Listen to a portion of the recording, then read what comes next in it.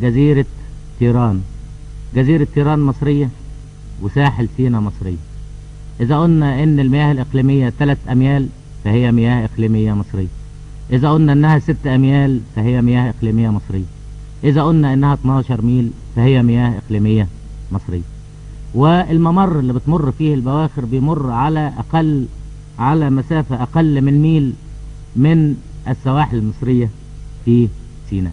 وعلى هذا الأساس فنحن لم نسمح في الماضي قبل 56 للسفن الإسرائيلية أنها تستخدم مضيق تيران، ولم نسمح لها أبدا أنها تستخدم خليج العقبة.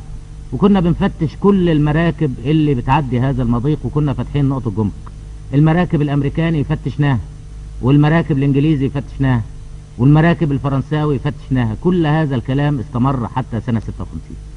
في سنة 56 حصلت حرب السويس، وصدر أمر يوم 31 أكتوبر بإخلاء سيناء والانسحاب بسيناء لمواجهة العدوان البريطاني الفرنسي.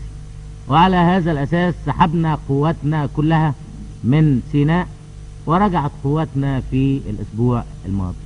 رجعت. هل إذا عدنا نترك حقنا لا نباشره؟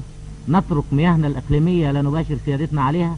احنا عدنا حقنا سنباشره، مياهنا الإقليمية سنباشر حقوقنا عليها.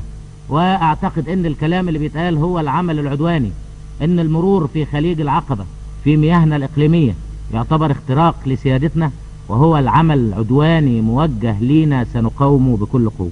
وأعتقد أن الولايات المتحدة إذا تدخلت في سيادتنا سنقاوم هذا التدخل. بالنسبة منذ حرب السويس عام 56 وقوات الأمم المتحدة تؤمن منطقة عازلة بين مصر وإسرائيل. طلب عبد الناصر من القوات الدولية الرحيل،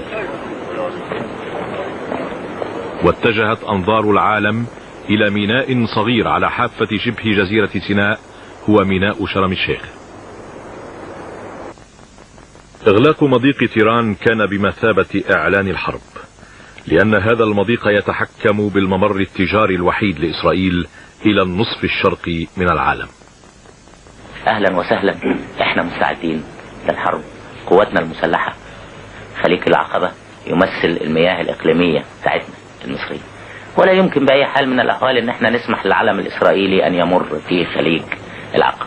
بيهددوا بالحرب اليهود، بنقول لهم أهلا وسهلا، احنا مستعدين للحرب. لا يمكن بأي حال من الأحوال أن نتنازل عن حق من حقوقنا. هذه المياه هي مياه